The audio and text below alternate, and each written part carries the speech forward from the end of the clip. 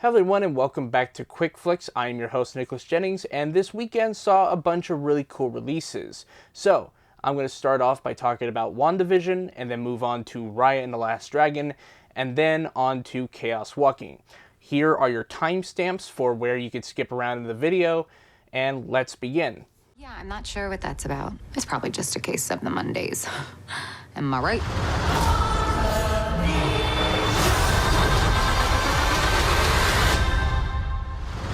WandaVision follows Vision, played by Paul Bettany, and Wanda Maximoff, played by Elizabeth Olsen, as they move to a town called Westview. And everything seems sort of nice and proper, but then there's this dark undertone that might expose some hidden details about our characters that we previously never knew about in the MCU. And outside of Westview, we have S.W.O.R.D. trying to figure out what's happening with characters Jimmy Woo and Darcy and Monica Rambeau, all trying to figure out what's happening within the Hex and what could be done about trying to save the town of Westview. I was kind of excited about this show at first because I like the idea. I like the concept about a show that, just as like this nice little romantic comedy series that pays homages to the classic sitcoms of their eras. The first episode was very much a Dick Van Dyke show, or an I Love Lucy in the second episode, and then even homages to Malcolm in the Middle and The Office later on in the season. And that's what we kind of got off the offset. We got these really nice homages, but the thing that really is a key detail that I really liked about WandaVision is just how much detail we get about Wanda and her past. It's hinted at throughout most of the season that, there's these little hidden detail that that Wanda is not necessarily telling us, or that she doesn't necessarily know. And when we get to episode 8, which is such a key episode, we finally get to know more about Wanda as a character, and the reality that she built within Westview is part of her trauma. And this whole season is about letting things go. It's about grieving. It's about trauma. And that's what I really appreciate about this show. And I hope more shows from Marvel do this, where they actually take a look at their characters more seriously in a way that is very insightful, that is much more of a character-focused thing. And don't get me wrong, there's some action that's towards the latter half of the season. It's just, I personally have found it kind of a flaw with most of the Marvel Cinematic Universe that their character stuff has been kind of I mean, when you are trying to balance like 500 different characters at a time, certainly there's going to be characters that you don't really get to know much more about. And I'm glad that Phase 4, it looks like they're starting to shift some of the mainstay focus away from the core Avengers characters and starting to look more deeper into some of the characters that we kind of know a little bit about, but we get to see more of. Again, Elizabeth Olsen does an amazing job. I think everyone in this show does an amazing job.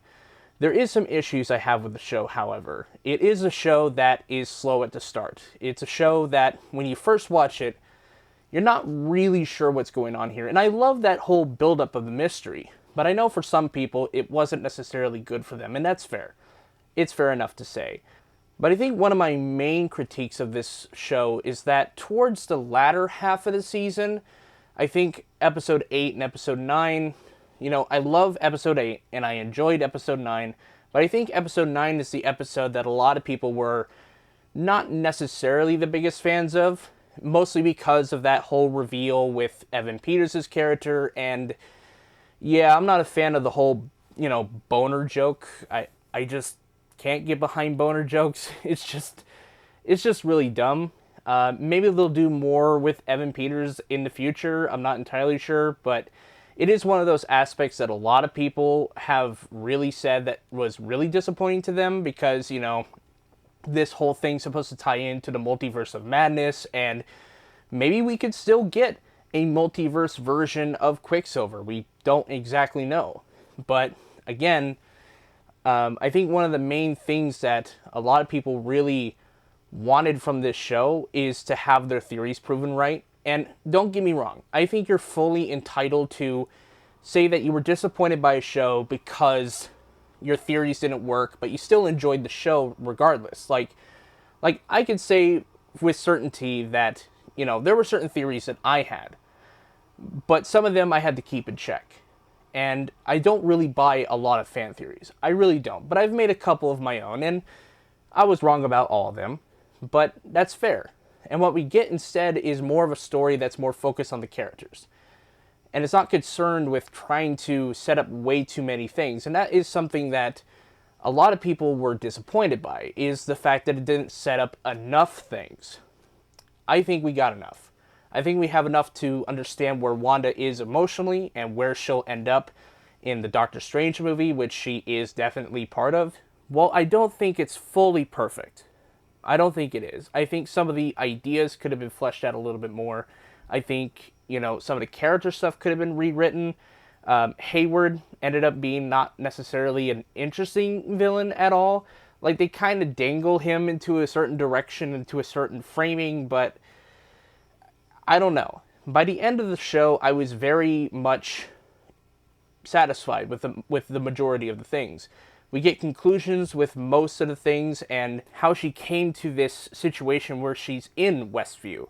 Why are there sitcoms and whatnot? Like, the sitcom stuff is something that, in hindsight, is something that has a lot more meaning when you rewatch the show. When you first watch the show, it's like, oh, well, that's kind of cool. I mean, it's homages, right? These are really cool homages. But then once you watch episode 8, you go back and you watch through, and it's like, wow, these are the things that gave her comfort because her family watched these sitcoms. These are sitcoms that are common amongst, a lot of people. A lot of people probably watched Malcolm in the Middle or The Office or The Brady Bunch or some other show, right?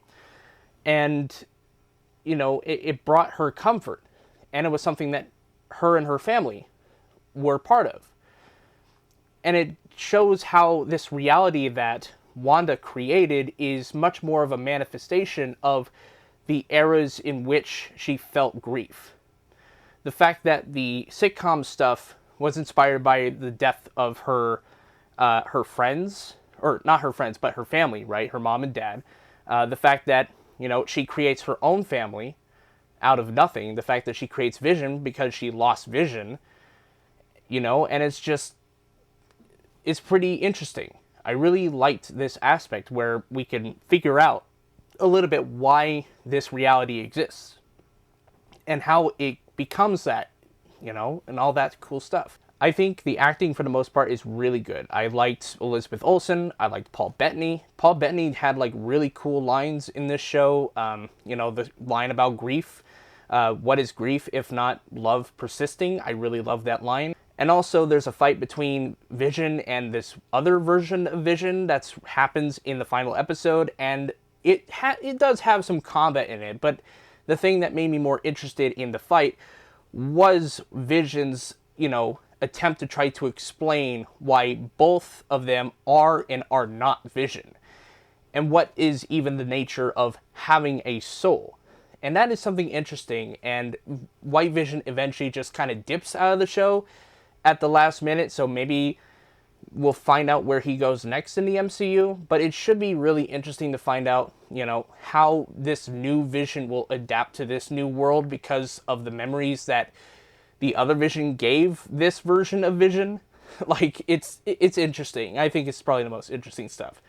A lot of my favorite stuff really comes from the Hex, and then the Sword stuff, some of it doesn't quite work with me.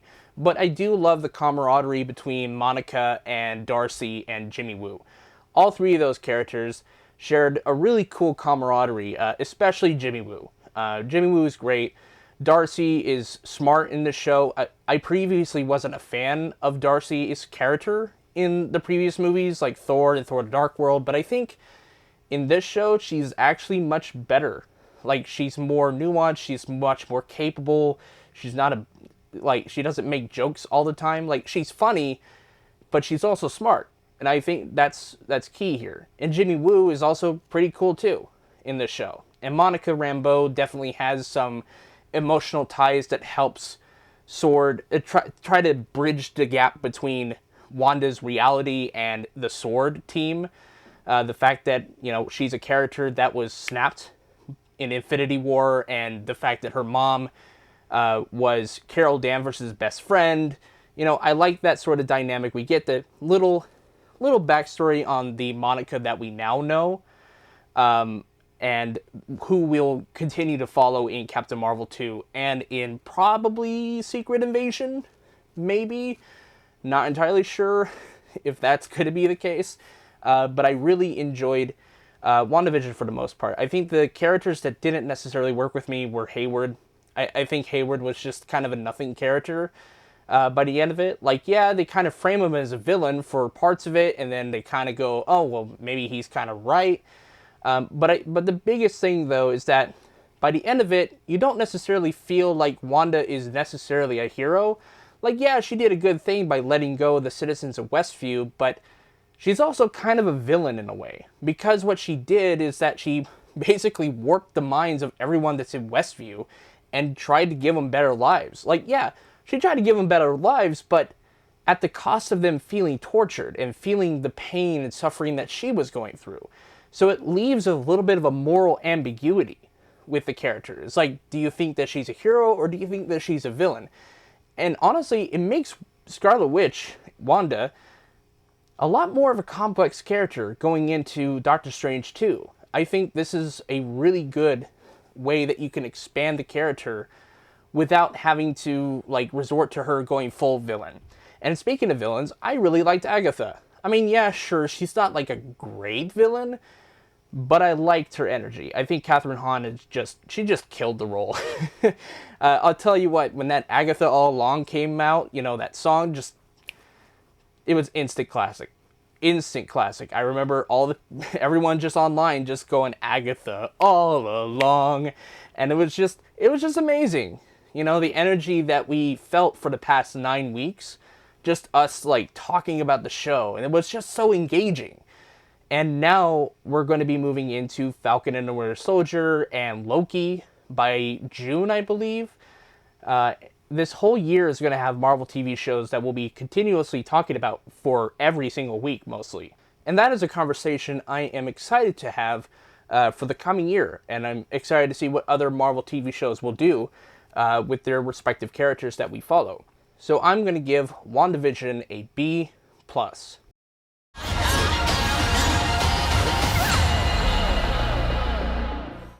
Raya and the Last Dragon is directed by the director of Big Hero 6 and written by the same guy who wrote Blindspotting. And this story follows Raya, played by Kelly Marie Tran. She lives in a kingdom where there are 5 different factions who are separated by the fact that none of them can trust each other, and when one disastrous event happens in Raya's past, she has to go on a quest to try to bring the kingdom together to try to save the world from a plague that was unleashed that is turning people into stone. She is on a quest to try to find the last dragon and to try to reunify the entirety of this world. I really like this movie. This is really fun. I think this is a very solidly entertaining film from start to finish. It's a film that is really well done in the animation department. All the environments are unique and varied and really give a distinct nature to all the different kingdoms that we follow,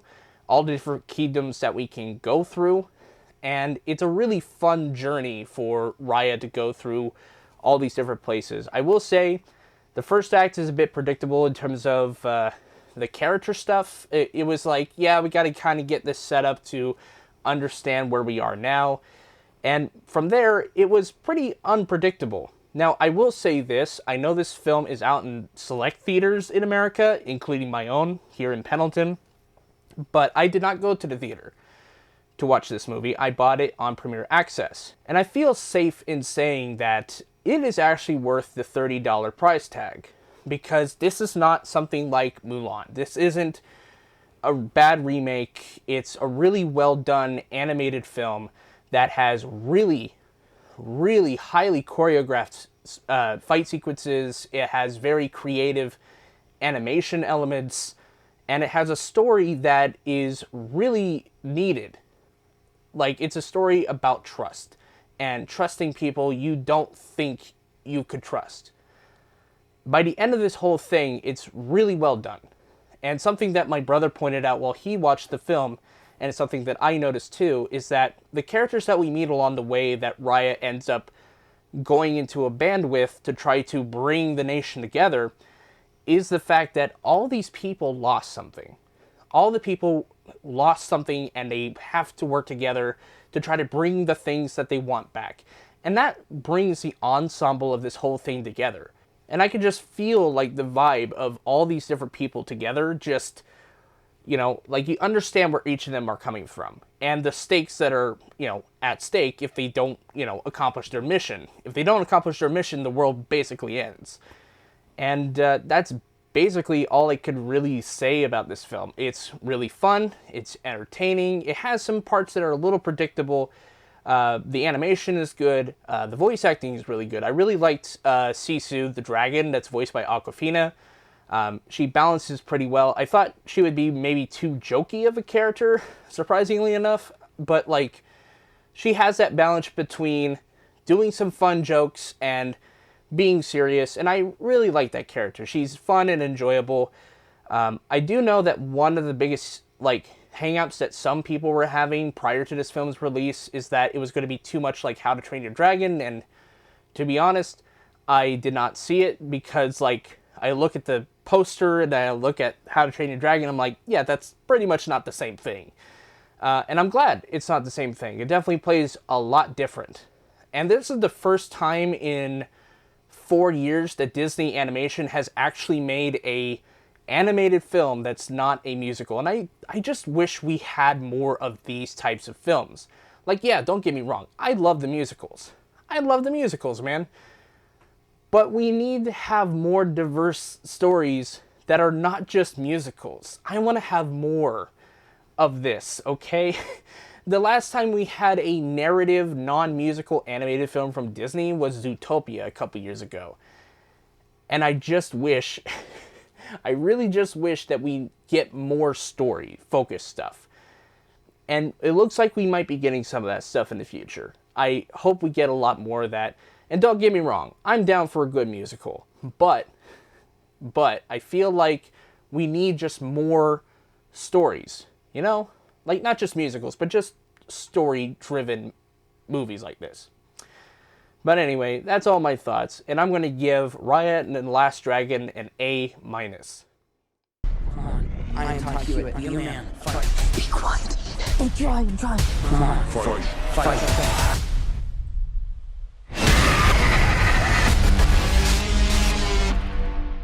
Chaos Walking is a film from Doug Liman, who did Live, Die, Repeat, or Edge of Tomorrow, and was rewritten and put through development hell for a long time. The backstory for this movie is varied. It's a film that was started by Charlie Kaufman. He was trying to adapt the book series that this is based off of, but more cooks were put into the room and Charlie just basically dipped. He did not want to have anything to do with this film, and for good reason.